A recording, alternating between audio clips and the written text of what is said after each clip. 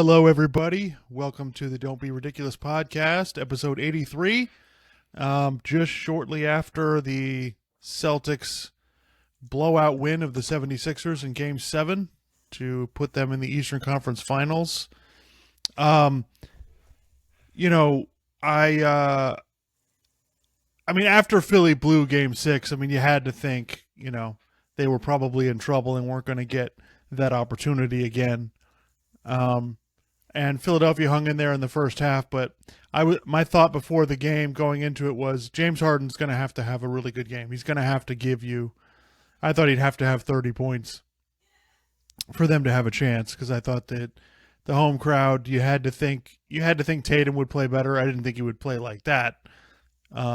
He was lights out, but yeah, and then once it started to go wrong, and I feel like with the Sixers, like you can pretty much tell in the first quarter with James Harden if he has it or not, and he clearly didn't have it this game. Although, as I texted you earlier, he's really good at those kick out passes. He's got those passes. Tucker, right? Because that's who you want taking shots in big games. He's got the pass to the 3-point shooters down. I don't think he needs to work on that. That move is solid. But yeah, when you see James Harden dropping the ball and falling down on his way to the basket, you know it's not going to be his night. So, and as this series goes, I just thought, Boston basically handed Philadelphia 2 games in the series, and Philadelphia had their chance to take advantage of it. That game was sitting there. That game 6 was sitting there in the fourth quarter for anybody to grab it. And Tatum grabbed it, and Philadelphia didn't. So, what's your initial thoughts on the Celtics win? Boston, they showed that basically when they brought it, the Sixers couldn't beat them. Period. Right. There was no way they were beating them. But they fucked around and they almost found out.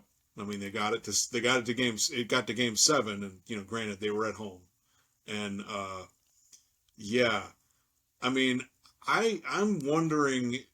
I was thinking about this in the middle of the game. Like, are we overreacting with Boston? People are getting upset. Like, oh, they got to make moves. They haven't won a title yet, and blah blah blah blah blah. Tatum and Brown are just entering their prime. They're Right. really young. They just made the finals last year, so that means it seems like they sort of figured, because they couldn't make the finals before. So it seems like maybe they sort of figured some stuff out last year. And so, Tatum, let's be honest here. Okay, Game 6 in Milwaukee after the Celtics blew Game 5, Tatum was awesome, and they won that game. And then they came back in Game 7 and they kicked they lit the Bucks on fire. Okay, they just totally destroyed them in Game 7. Okay, now do they have a tendency to screw around in games? Yes, obviously it's well documented. But there's other teams that have won championships that have screwed around in games. The Miami Heat with LeBron and D Wade and Bosh. They did that plenty of times. The Lakers with Kobe and Shaq. That happened. That's happened plenty of times. So, I understand people, like, if they don't win, they didn't win the championship last year, and if they don't win it this year, I understand that being disappointing.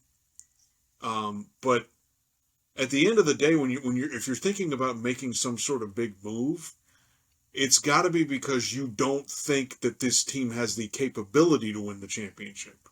Okay? And while I think they may need to make some moves because, like, Horford's getting older, Smart's getting older and banged up, like, maybe you need to make some moves on the margins. But, they're in the Eastern Conference Finals again. They're playing the 8th seed. Okay? I'm a Miami Heat fan, but if you're asking me to pick, I'm picking the Celtics. The Celtics are clearly the better team. Okay? So odds are they're going to be in the finals for the second year in a row. Okay? So even if if you don't make the finals, that is disappointing. I still don't think that's a reason to, like I said, Tatum and Brown are still very young. They're entering their prime. Okay? And Tatum is now he scored 51 today. in a closeout game. Okay, they needed it. He delivered it. Okay, game 6, he sucked for most of the game, but at the end, he was on fire. Okay, and that really that sealed that because that was teetering, and he sealed that game clearly. There was no doubt they were going to win the game. I mean, granted, Philadelphia, their end of game decision making and offense obviously leaves a lot to be desired, but um, yeah, I just think maybe we're overreacting. The Celtics are really good, okay, and they're probably going to be in the finals again. So you know, I don't really see the need for them to make some sort of move if they don't win the championship this year. You're not guaranteed to win the championship. Yeah, no, I'm with you. I think that a lot of the talk out there is going to be put to bed. I think the Celtics are going to sign, give Jaylen Brown an extension, and this is going to be those are going to be the two guys going forward. And you're right, they're 26 and 25. Like they're really young, they're getting better. Like there's no reason. And listen, if you're up 2-1 in the finals, that means you're good enough to win the championship. Right. And by the way, they lost the finals last year because Steph Curry was amazing. Steph Curry is one of the greatest players of all time. Okay? So essentially, you got to the finals, you got halfway to winning a championship, and then you got beat by one of the greatest players of all time. Um, that's not a they could have done some things differently, obviously. And if after the finals last year, it's like, man, they really kind of a couple of those games they probably could have won. Yeah, definitely. But you did get beat by one of the greatest players of all time, so I don't think that's not really a failure. Right. I mean, I think the Celtics are in a really good place now. They've got to stop giving away games in series Yes. like this, and let's let's talk about Philadelphia for a second. Okay. So Yeah. I mean, they've got obviously this is I feel like this is a bigger game for Philadelphia than it was for Boston, Right. because there's a lot of stuff on the line. Does Doc Rivers keep his job? James Harden's got he's got a player option. What happens with that? He is he going to stay there? There's all kinds of Houston rumors, and so I think there's a lot of questions for Philadelphia, but I do think their roster is in a pretty good place. I like them adding DeAnthony Melton and Jaden McDaniels this year, even though McDaniels didn't seem to make the rotation. But I feel like, and Maxey seems to be a really good player. Is he going to be a superstar? I don't know, but the guy, the guy's scoring 20 points a game in playoff games. So, he's obviously legit for you. But, and this all goes back to, for me, it goes back to basically just, I didn't believe in the James Harden trade. And, I'm not going to sit here and say I was right because I didn't see any way James Harden was going to have two 40-point games in a series. That blew me away. I didn't see that coming at all. But you see today, it goes back to, before the season, I thought, I think the 76ers would be better off not getting James Harden, just going with Embiid and doing the best you can with the role players. I feel like that's your best chance. And, the last two games, Harden was pretty bad. And you're paying the guy to be a superstar. You're not paying, as Charles Barkley said on Inside the NBA like a month ago, they're not paying James Harden to lead the league in assists. Like, that's not why he's there. Like, I'm glad that he can do that, but they need to score. They don't have enough scoring if he's not delivering. And you saw it in this series. The games where he played well, they had a chance. The games where he didn't show up, they had no shot. So, yeah, I feel like if I'm the Sixers, I mean, I look long and hard at this. If Harden opts out, then I'm tempted to let him walk. I just don't. I don't feel like that you can. It's not like he's going to get better next year. He's only getting older. So what are we asking? I'm asking him to really do all of this stuff that he just can't do it on a consistent basis. And without that, you saw, even though the Celtics were pretty inconsistent in this series, they were still able to win anyway. Right. Um, yeah, Philadelphia really. I feel like we're going to look back on this, because Embiid's got an MVP, and he's been in the MVP conversation for a couple of years now. and he probably will be for the next couple of years, but barring health, uh, which is always a concern with him because he's got a laundry list of injuries. But with the Sixers, I think the thing we're going to look back on is they spent way too long waiting to make a decision on, do we build around Embiid or do we build around Ben Simmons? They should have moved off Simmons, a couple of years before they did. And they probably would have gotten more for him, and they'd probably be better set up. Now, I'm not saying that they would be guaranteed to win a championship, but I think they'd be better set up to do so. So, yeah, re-signing Harden just seems like, I mean, particularly if it's like a 4-year contract or something, that's a nightmare, because then you're just going to be paying a bunch of money to a guy who's not living up to his contract. And I mean, in any salary cap sport, particularly the NBA, like if you have a player who's getting a max contract and he's not playing up to that contract, you're screwed. So, Right. As far as what they should do, I don't know, but I mean, Harden's just going to get worse. And, you saw, like, he's not, he's had his issues in the playoffs before. So there's no way it's getting better. So we'll see what they do. As far as Doc Rivers goes, I mean, there's definitely things you can criticize about him. I mean, that's well documented, just in terms of, the teams that he's coached. You kind of watch him and you go, what are they doing at the end of these games? That being said, I don't think that this team was not good enough to beat the Celtics. So it's, could he end up losing his job? Yeah, maybe. I mean, we'll see. Could a different coach make a difference? Depending on who it is, yeah. I mean, like, maybe if they were to fire Doc Rivers and you got like Nick Nurse or something, like, okay, I could see that potentially being, making a difference. Yeah, I mean that may be happening. We'll see how it goes. Phoenix already fired Monty Williams, but I mean that's a new ownership group. But Doc has been there a while, and he's been there 3 years, and they keep making it to the second round and basically flaming out. Yeah, I mean, listen, you could make the argument, hey, they made it to Game 7. There's arguments for keeping him, but we'll see. We'll see what happens for that. So let's before we'll talk about the other series, and then we'll preview both conference finals matchups. Okay. So Lakers, the Lakers pull off the win on Friday night against the Warriors. Pretty much kicked their ass in the second half. And, I mean, Clark, I didn't see this coming. When people were telling me the Lakers were contenders, we were laughing.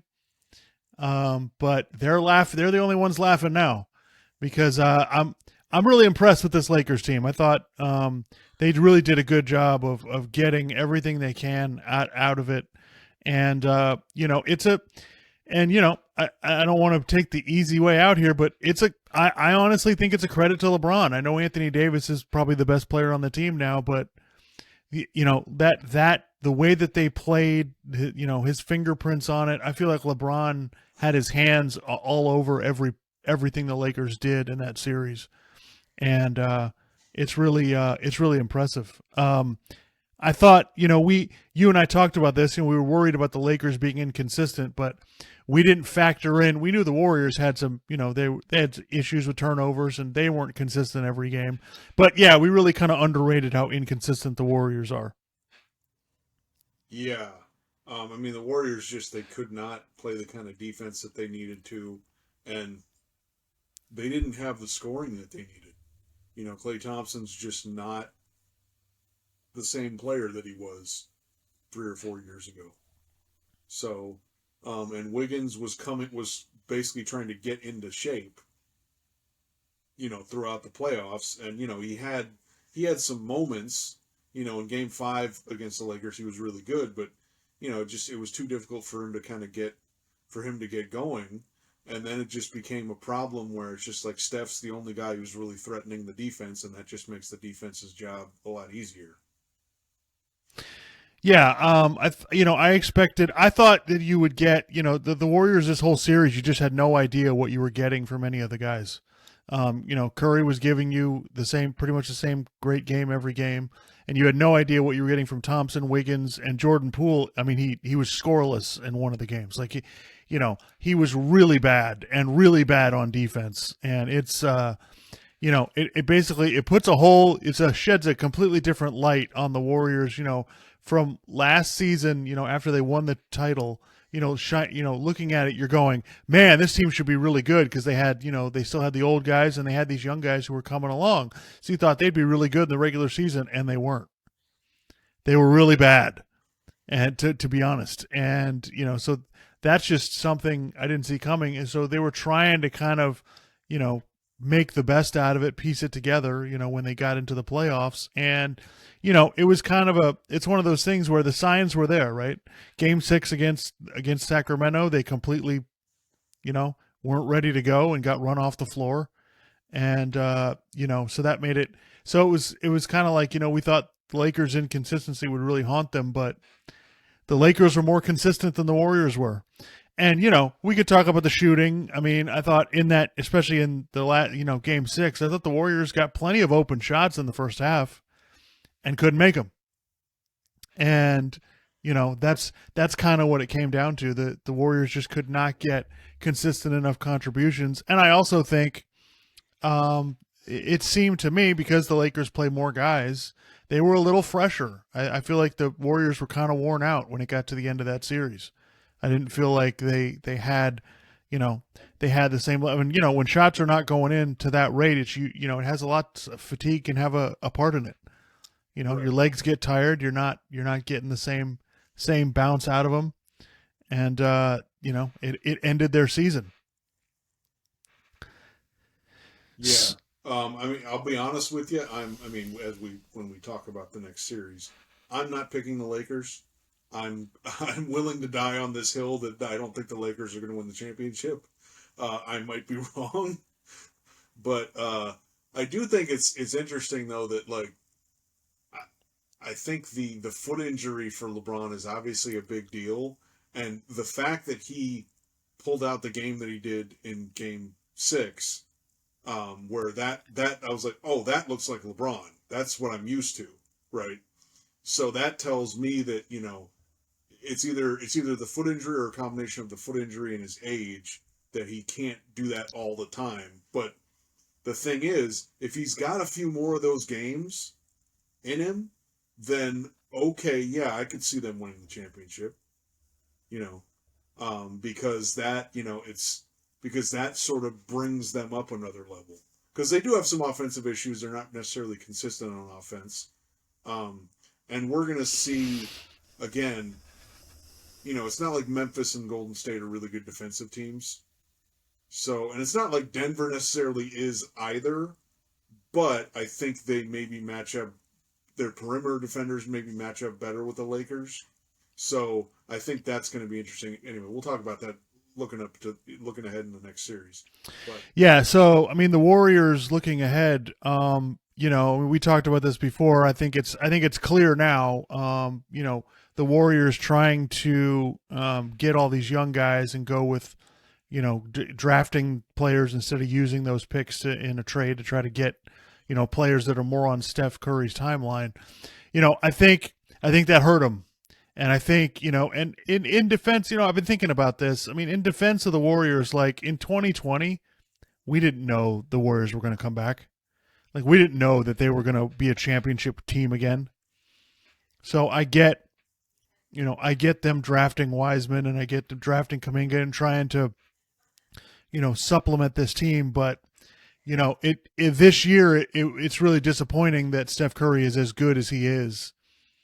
And they were not able to get the right team around him, to really go to make a run because it just, what they tried to do it just didn't work. You see it, Jordan Poole. They gave Jordan Poole that contract when they didn't have to. They could have waited another year. And now it looks like a complete disaster. So I'm not sure what's going to happen in the future. Obviously all the talk is the dynasty over? My thought on that is basically, look, the Warriors are not going to be going to the finals 3 and 4 years in a row. So yes, that is over, right? Could I see them kind of, retooling it and kind of figuring it out and maybe winning another one? Maybe. Like I don't think that's out of the realm of possibilities. But now they can see, they can clearly see, okay, these are what the issues are. And I know Wiggins coming back late and all of that definitely played into it. But it felt like in this series they were definitely a guy short. And so they've got to figure out some way to do that. I'm not sure. We talked about tough decisions for Philly. The Warriors have tough decisions. Well, first of all, let me get your thoughts. What do you think about the dynasty being over and all of that talk? Yeah, yeah, basically. I mean, again, we have to see what moves they make because maybe they can make a couple moves and then it kind of changes things a little bit because you look at these other Western Conference teams. I mean, who is there some sort of juggernaut in there? Now, again, the Lakers, maybe you could say that, like, especially if they've got, like, this kind of roster throughout an entire season because they probably get a higher seed. And if Anthony Davis is healthy and playing and engaged, like, that is a huge advantage. So, other than them and Denver, I mean, Memphis, Minnesota, I mean, come on. And I'm trying to think of what other teams are in there, but, I mean, Clippers, yeah, the Clippers.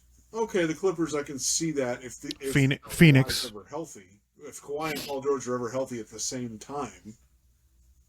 So, yeah, they need to make some moves. I will claim vindication that I said they could compete for a championship last year and this year, and that was it. And I'm obviously right. And short of another move, then that might be it. But yeah, it's going to be very difficult for them to get back to that level because again, Draymond Green's just getting older, and Klay Thompson, maybe he can be a little more consistent. I don't know. It's just he's just not the same guy. So, if you're going to keep all of them together, I mean, Wiggins. If you have Wiggins, playing the whole season, that's obviously different. He can be a difference maker, but I don't know. I don't know if you have enough to deal with, particularly when you're dealing with teams that have size. Well, when you're dealing with the Lakers, I should say. Yeah, I found it interesting, before the series that everyone and their mother's picking the Warriors. The Lakers are up 3-1, and people are, I'm listening to shows where they're saying that the Warriors are the better team, which just shocked me. If you're down 3-1, you're not the better team. Like I hate to break it to you. Right. It's not really I don't understand the debate. And so I questioned, well, the Warriors are just going to, I knew there's no way the Warriors are going to blow through the Lakers because of all the matchup advantages that the Lakers have. And you saw it, by the way, you saw it in that game. I watched a breakdown of game 6, and LeBron was basically getting the ball to whoever was being guarded by Steph Curry. Like they were trying to get switches onto him. They were doing whatever they had to do so they could use up his energy, get him to spend energy on defense so he wouldn't be as good on offense. And I feel like the last couple of games, or in game 4 and game 6, LeBron just figured that out. And that's why I give LeBron a lot of credit for what the Lakers did in this series, because there's no way, that I'm not buying that Darvin Ham's in control of everything. This is definitely LeBron on the floor, making sure everybody's doing what they're supposed to do. And when LeBron has good talent around him, LeBron's a good leader. He usually gets the most out of it. Yeah. Yeah, that's a good assessment. So I think, overall for the Warriors, I think, they've got, this team is not a championship team as constructed. They've got to figure out what they're going to do, and it's going to be really hard with how much money they owe all the guys they have and how much they're into the luxury tax. It's going to be really complicated. But this was this is an incredible job by the Lakers putting this together after getting this team in February and getting it all to work and getting contributions throughout the series from Austin Reeves and D'Angelo Russell and Lonnie Walker and Schroeder and all the stuff that they got. It's a really, really impressive job, and it shows that Anthony Davis doesn't necessarily have to score 30 to really impact the game and cause serious problems for you. Like it's not like he needs to score a bunch of points. The what he provides is more than enough to cause a lot of issues. Yeah, and can we stop with the we should trade Anthony Davis takes? It's complete bullshit. Okay, you ride this thing out with LeBron and Anthony Davis for as long as they're there and as long as they can play. Okay, you just that's what you do. Yep, I agree because you saw. I mean, you saw in these especially in this series, the impact that Anthony Davis has just completely changes the game. Like and we were talking about this. Like, I think Embiid is probably a little better offensive player than Anthony Davis is. Giannis. I mean, that's the thing. When Anthony Davis plays like this, he's the best player. I mean, he's an MVP candidate. He's might be the best player in the league because of the combination of the stuff that he can do. It's just defensively, he's a nightmare. And you saw it over and over again in the series. Warriors driving to the basket and had to stop. Oh, well, we better pass it out because Anthony Davis is right there. Or you're just flat out getting your shot blocked. Yep. So it's this matchup, this matchup for the Warriors is really difficult because they've made a living out of being small. And against the Lakers, that's really hard to do.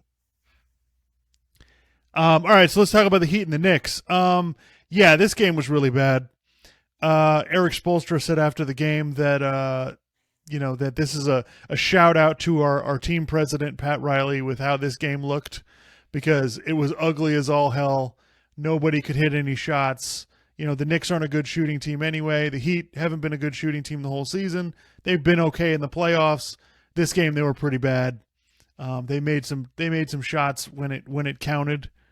Some shots, made some stops. I thought they were just their and Tim Legler was talking about this, just how committed they were on defense to getting their hands up and interrupting, clogging up passing lanes and just in critical moments of the game that was what got them through, and also just Jimmy Butler doing a great job dealing with double teams. Just getting the ball out and the other players moving without the ball, Bam Adebayo rolling to the rim, So, they just, it just goes to show you it's in a game like that where you're not hitting shots. It's really just about, you just got to grind the thing out on both sides, and if you can there's some critical moments, and if you could make the right couple plays, and really the game wouldn't even have been that, the last minute wouldn't have been that dramatic if not for Gabe Vincent accidentally, clanging Jalen Brunson in the jaw with his elbow when he was trying to move. He was trying to, move on defense. So, yeah, it's the Knicks have, the Knicks need more playmakers because you saw what I noticed is whenever Jalen Brunson, they'd run a pick and roll and send two guys at Jalen Brunson.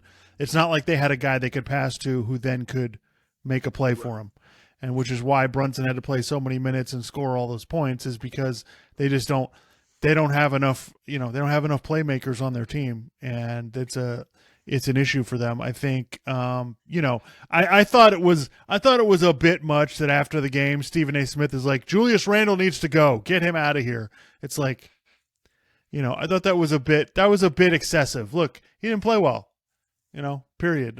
He's an offense. He becomes a liability in the playoffs because he doesn't really have a post up game and he's trying all these fadeaway shots and, a bunch of stuff that it's going to be really difficult to live on that in the playoffs.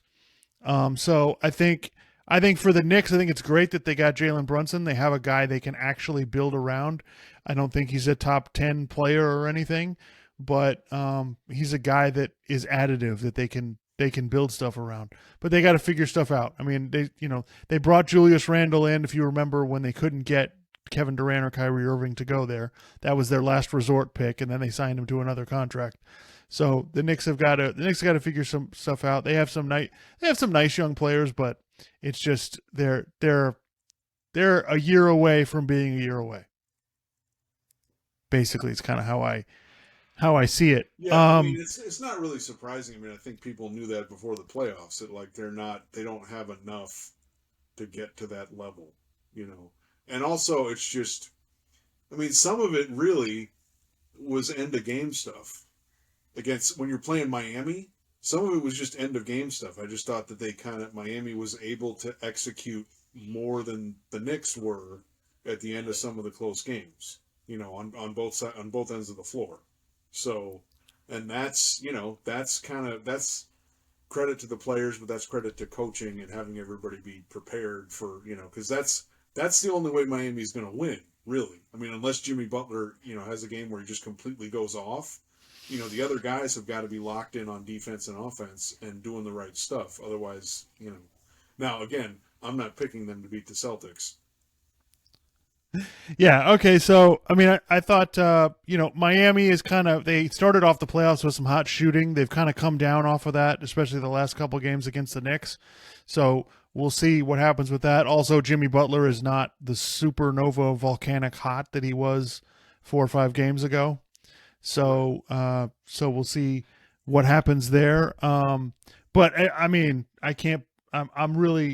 I'm shocked and impressed at the same time that the Heat were able to pull this off, especially after losing Tyler Hero, losing Oladipo, and I mean, if you thought, I mean, it was tough sledding for the Heat last year, and they lost 2 of the guys that helped them play, helped them in the playoffs last year. So it's pretty wild, especially as a Heat fan, that they're in this position. Not only did they take out the number 1 seed, but then they beat the Knicks, and we're playing Boston again in the Eastern Conference Finals. It's did not at no point did I see that coming. So it's it's not a little bit, it's a lot of house money going on here. So it's really. Again, I'll say this: I think the Celtics are going to win, but I feel like the Heat can make this go 6 games. Oh yeah, look, because I mean, I feel like Butler, I feel like there's going to be one game where Butler, plays really well, and then I feel like the Celtics just, if they screw around at the end of one of these games, I feel like the Heat can take one of them. So, now the series should, I mean, for the Celtics, the series should not go 7 games. Okay, this is the 8th seed. You are much better than them. Okay, I mean, matter of fact, the series should probably only go 5 games. So if it goes 6 games, it's kind of like Boston was messing around a little bit. But we'll see what maybe Boston learned some stuff from last year, and they're not going to do the same kind of stuff. But I mean, they just sort of gave away 1 or 2 games against Philadelphia. So we'll see. Yeah, I mean, yeah, that's kind of how I see it. Like, the Heat are going to be competitive defensively. They're going to be good enough to hang in there with Boston. But is Boston going to give them 2 games? And is there going to be a close game where Boston can't figure it out down the stretch? Because that's been the real Achilles heel of Boston is, do they just not play defense well enough? And allow the game to go on with the other team scoring, and can they close out some of these games? Now, you saw the lineup changes in the last 2 games where Boston is playing Horford and Williams together on the floor to try to play better defense, and it worked out for them. And I have a feeling that that's probably what's going to happen against Miami, because Miami doesn't have the shooters to make them do any make Boston change from that. So yeah, if Miami can get this into a defensive battle, get into a close game, make this tough and physical, but I just think, I think Miami's going to run out of defensive players. They don't have enough, and if you're going to have to play Duncan Robinson a certain amount of minutes, he's going to get torched on defense. Yeah. So it's going to be an issue. I mean, it's just an issue for me. If Miami is just, do they have the firepower? Can they have games where they score? Even if they had Hero, I would still be saying that the Celtics should win the series. Like, it's not like Tyler Hero's, a superstar player. I mean, he's a good player. They could definitely use him. But I wouldn't pick. I mean, I didn't pick the Heat to win that series last year, and I was shocked they got it to 7 games. So. Yeah, I mean, so I look at it like this. Like, look, if Boston gives away, Boston gives away 2 games. I mean, Miami is the kind of team where if you give it to them, they'll take it. Yes. So this isn't like where Miami's not going to take advantage of what happens. Miami's going to be consistent the whole series. And if Boston is not, if Boston is inconsistent, they can cause themselves some serious issues. And yeah, honestly, Boston should win the series in 5 games, but they won't. Right, exactly. Well, and I think Spolstra is smart enough to figure out how to get Boston into situations that Boston doesn't really want to be in. And I think they've got to overcome. That's where they've got to be better, and they've got to fix what seems to be their fatal flaw or their Achilles heel or whatever you want to call it. Yeah, and listen, Boston. I'll say this: the Boston fan base, they do not want to play Miami. They're not interested in playing the Miami Heat. They don't want to deal. They don't want to deal with this team. They've because of how tough they are and how they just so solid as a team. They plus the Heat can do all kinds of things. They can start playing zone defense. They can do all kinds of stuff just to try to rattle Boston a little bit. And so I think the Heat probably take this to 6 games, but. Listen, there will be a couple of blowouts. Boston's probably going to win a couple of games where they just blow them out. But Miami is one of those teams. It's not going to be easy. You're going to have to earn it. They're not going to hand it to you, now. And Miami will probably have a game where they're 5 for 38 from 3, and that costs them that game. But yeah, I think Boston has a tremendous opportunity, and they should try to get this series over with as quickly as possible so they can be ready for the finals. Because I do think that does matter. When you're going like last year, they went 7 games, and then kind of ran out of gas against the Warriors. I do think those kind of things matter. So let's go over to the Western Conference Finals. So the Lakers playing the Nuggets in a rematch. By the way, same conference finals as 2020 in the bubble on both sides. Nuggets, Lakers, and Heat, Celtics. Yeah. So let's see. I mean, I've got the Lakers defense, which I'm hearing is elite, is going to be severely tested against Denver because of the multiple ways they can play on offense and all of the things that they do to use all of their players. It's not, basically what the series devolved into with the Warriors was, all right, we're just going to run pick and rolls with whoever Anthony Davis is guarding, and we're just going to try to make you pay for that. And the problem is that became and so the question was, well, are they just going to do that every single time? And they didn't, and I think I understand what the Warriors their thought process was, well, if we just do that, then we're not involving everybody in the offense. And so then, we can't expect Klay Thompson to, make a bunch of shots when he hardly gets them and all he's doing is standing in one spot and either the ball comes to him or it doesn't. And so I think that's all the Warriors had. By the end of that series, they had one play, one move, and it still worked okay, but you just couldn't live on a steady diet of that. And Denver is going to attack you in multiple ways. And when we talk about consistency, are the Lakers going to bring it every game? You can't have first halves against Denver where you give up 65 or 70 points. If you're doing that, you will get blown off the floor because of how good Denver's offense is. So that's the other thing that concerns me. So what are your initial thoughts about this series? I agree with what you said. I mean, there is also again, sometimes maybe this stuff gets overblown, but I do think Denver is really pissed off that they have been consistently overlooked basically the entire year. Okay? They're the 1 seed and people are like, yeah, but so what? Literally just like, oh, well, the Suns are clearly going to beat them. They're clearly the better team. So I do think that maybe plays into things a little bit. But, obviously I don't want to make too big of a deal about stuff like that. Like you said, there's multiple ways that they can attack you. And the Lakers, I don't think they've really had to deal with that yet in the playoffs. So that's going to be, to me, that's kind of I think there's that. And then there's also, Jokic is bad on defense, right? How much is that going to matter? I feel like those two things are kind of, and the thing is, I feel like the Nuggets defense around Jokic is fine. you know, I feel like it should be good enough for them for them to have the chance to win the series.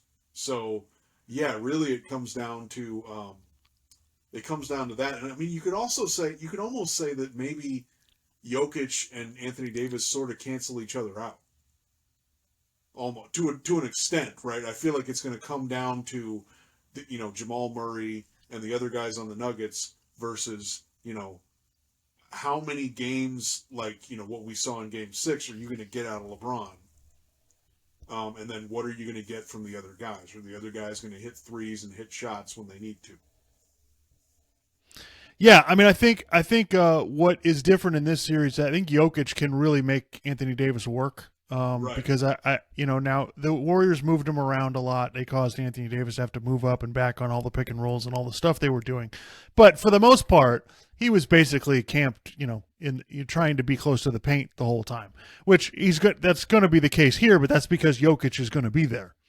So I feel like, there's going to be, and who's going to guard Jokic when Davis is off the floor?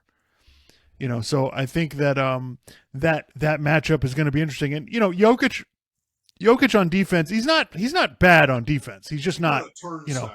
I do want to point right. He's just not awful. But what they were, the way that they were, running, dealing with pick and rolls, coming up, hedging and getting back, I think they do that. Denver does it really well, because another thing that people don't seem to want to talk about, continuity, right? You're telling me it's so. Look at the conference finals, right? Boston, all their guys basically played together. The Heat, all their guys are basically played together the whole time. Like, continuity matters here, and that's where I think Denver can cause some serious issues for the Lakers, in that they know where they're supposed to be. They know what everybody's job is, and they've got they have some tough guys on their team. Aaron Gordon's really athletic, can guard a whole bunch of guys. Porter Jr.'s a real difficult guy for the Lakers to guard on offense. Bruce Brown and Kentavious Caldwell-Pope are tough defenders. So I think that Denver has got a lot of stuff to throw at them. And they got home and and they play 7,000 feet in the sky. Right. Yeah, no. Denver has a really good home court advantage, and that's going to be a problem. So yeah, I think are the Lakers going to be consistent enough? And are they going to play well enough in enough of these games? Because they have halves of games where it's just like, are you guys not here to play tonight? Did you guys decide not to play defense when you walked into the gym? Like, what's going on? So I think they're going to have to eliminate that. I think Davis and LeBron will probably have some big games. There'll probably be they're going to be one game where Davis is just a dominant force and unstoppable. So I like Denver to win the series, but I put 7 games. I think this is going to be really difficult. Yeah. The Lakers present some matchup problems, but I think Denver presents more problems, and their home court advantage is legit. I think that they're really good at home. So yeah. I'll give the Lakers credit to say that they could get this. They could probably get this to 7 games. I mean, but based on what I've seen, I guess I could see them potentially winning the series. So, yeah, I'm thinking it's going to be the Nuggets versus the Celtics in the finals. So, see. I mean, and look, when you look at, like, it's funny, like when the playoffs started, it was like, oh, Milwaukee, Boston, like, yeah, they're the best teams. They should probably win the championship, but. I mean, when you look around now and you're watching these games, watching these teams now. I mean, I think Denver has as good a shot as anybody. I think that the way we've seen Boston play, gives me serious pause as to what their ceiling is. Can they reach it? To win the championship. I don't know. I think Denver is a handful for anybody they play, and We'll see. We'll see if the Lakers, supposedly the Lakers have an elite defense, but we're going to find out exactly how good it is when they play Denver. So I'm really I'm pumped about this series. I see no reason to change from the Nuggets. I've been on them, for 3 or 4 months now. They made me a little concerned before the playoffs started, but it looks like that was just them taking it easy and resting because they had the 1 seed. So yeah, I think the Nuggets have a hell of a shot, And I'm really, I'm really excited to watch every game. And by the way, Clark, since I know this matters to us people on the East Coast, so for the next 2 weeks, every game is at 8:30. Starts at 8:30 p.m., which, whatever. 8:30 is not great, but it's not 9 p.m. And the finals, same thing. Every game's at 8:30, except the games on Sunday are at 8 o'clock. Okay. So, it shouldn't be too bad for us, but I'm really interested. I'm really excited. Next 2 weeks, every basketball every night, conference finals. So that should be a lot of fun, and looking forward to it. So before we get out of here, we talked about, moves in the offseason. Phoenix fired Monty Williams. I know they just got a new owner, but that seems like a pretty quick hook to me. Yeah, how long have you been there? I think this was his fourth year.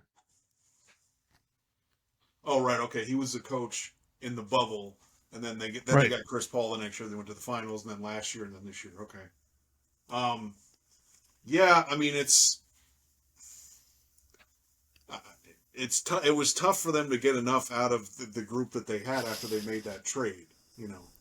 But we'll see who else they can get. I'm not sure. Yeah, I feel like, I understand new owners want to put their own guy in there. I get it. But I don't feel like Phoenix losing in this series is some kind of indictment on anybody. Yeah, so Clark, it's pretty interesting. The two teams from the 2021 finals both looking for new coaches, Milwaukee and Phoenix. So, these are big openings. You've got an opening where Giannis is your best player, and you got an opening where you've got Kevin Durant and Devin Booker. I did think what happened with Phoenix this year was pretty rough. Chris Paul got hurt, which, that kind of comes with the territory at this point. But DeAndre Ayton looks like a complete failure. I don't know they could barely get him on the court in these playoff games. And I think that, that showed there were definitely some issues there. And to me, that's like the missing thing there. Like, I think Chris Paul getting older, I think they were prepared to deal with, but DeAndre Ayton looking like a flop, I think that's going to be the thing that holds them back. As far as Phoenix goes, like, they've got to figure out what that's going to be. Because otherwise you've just got this kind of gaping hole on your roster, and it's going to be really hard to go any farther in the playoffs unless you get that fixed. Well, so maybe the deal with them is that you got to get them playing well, and then maybe halfway through the season you try to move them for something, Yeah. Granted, you're not going to get back. Well, this is one of those odd things. It's like I was about to say, you're not going to get back enough to make up for what you're giving up. But obviously, DeAndre Ayton has limitations.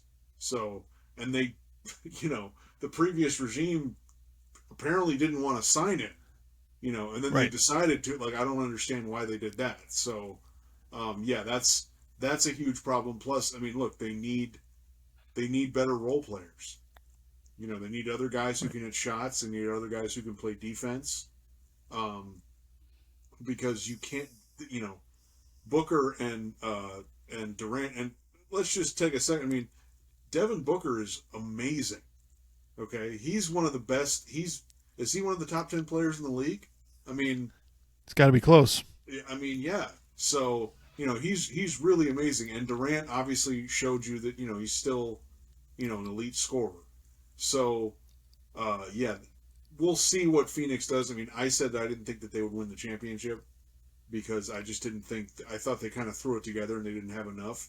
Maybe they can add some stuff in the offseason that will alleviate some of their problems and make them a better, more complete roster. But that remains to be seen. Again, maybe part of the move is you find some way to get something for DeAndre Ayton. Yeah, I think it's funny that I think the Suns and the Warriors are in kind of similar circumstances, right? They both have a young player who, has turned into some kind of disaster for some reason, like is having trouble getting on the court, like the Warriors with Jordan Poole and the Suns with DeAndre Ayton.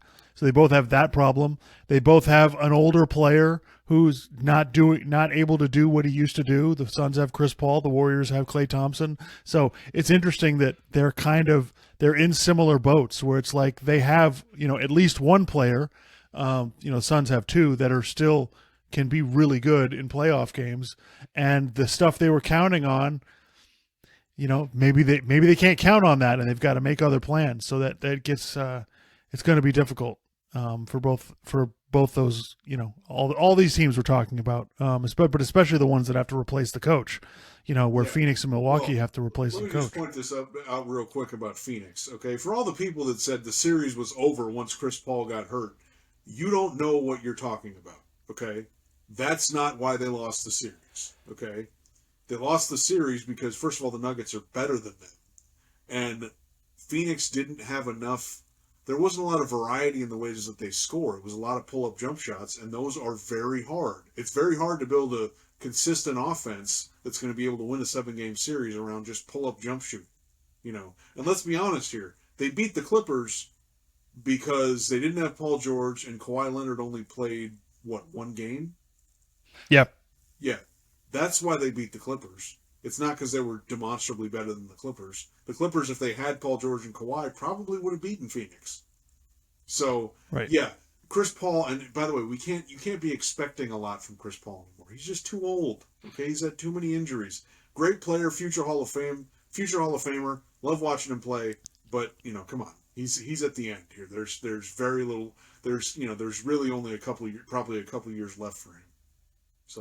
Yeah. So the other story that I wanted to just touch on was Ja Morant was caught not caught, but there was a video posted from Instagram Live where he's in a car and he appears to be holding a gun.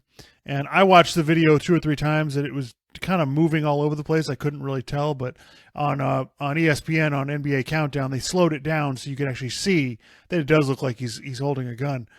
And I mean, my first thought seeing is just like, again.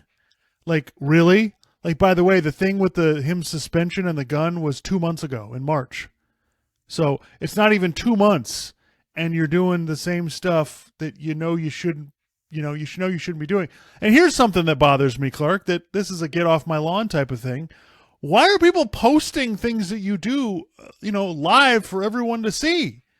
Like, this is the second time where if you just don't do that, no one would know what Ja Morant's doing.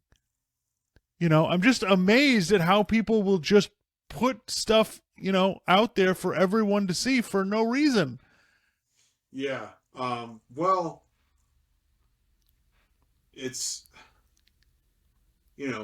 there's times when you want to be careful about criticizing a new thing or a new way of being or a new way that people act, because maybe it's just we're too old or whatever.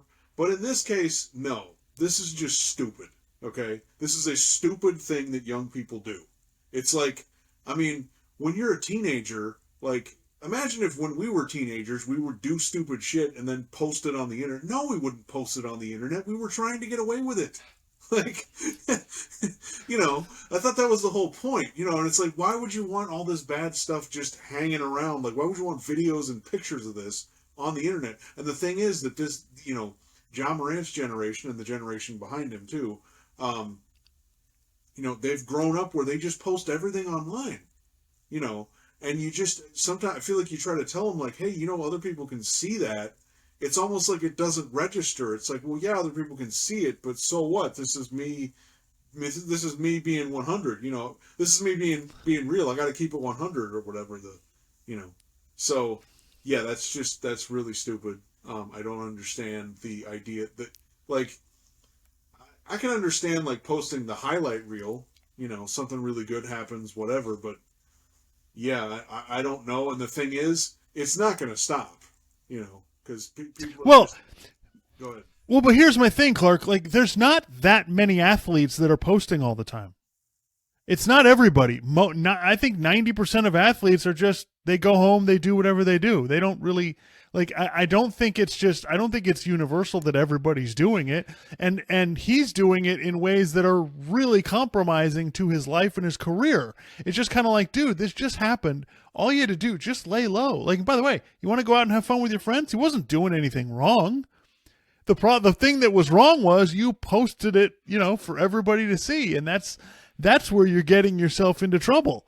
And if you just it's just disturbing that he went through that. I guess he got some kind of counseling or something, and then he's basically goes on ESPN, says, I got to be better, blah blah blah blah, and it's the same thing.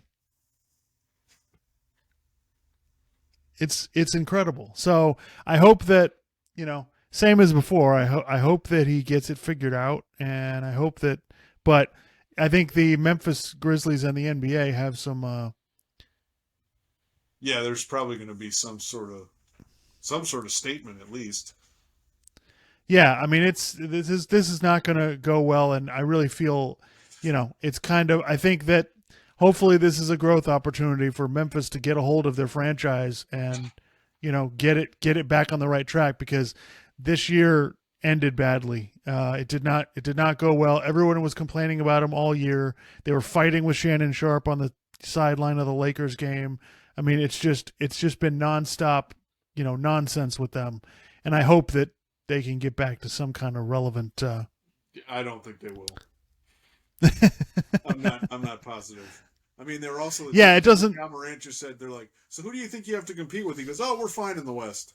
Oh, really? Okay. Yeah, I mean, hopefully, but look, it sounds like they're getting rid of Dylan Brooks, so it's I think most of the he was one of the problems. I feel like there's more. They've got more adults on the team now, so we'll see how it goes. But yeah, it's not a good sign that you can't go 2 months without ending up in the same position that you were in. So, yeah. All right, Clark. So, listen, you heard it here first. The Heat are going to win the championship. Heat, as we say in South Florida, Heat in 5. Yeah, exactly. Yep. Never a doubt.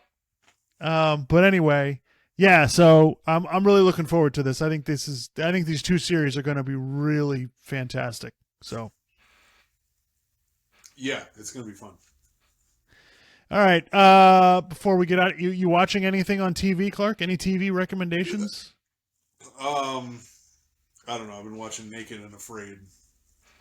Other than that, just NBA stuff. I haven't really. Naked and Afraid. Oh my goodness. Yeah. They're about halfway through season 4 of Barry on HBO. That's pretty good. They're taking it. It's the last season. They're taking it kind of an interesting direction. So I recommend it. Stones is coming back for season 3 next month. Oh, that's on HBO with Danny McBride and John Goodman. They're nice. It's a Danny McBride show, so it's completely ridiculous. Yep.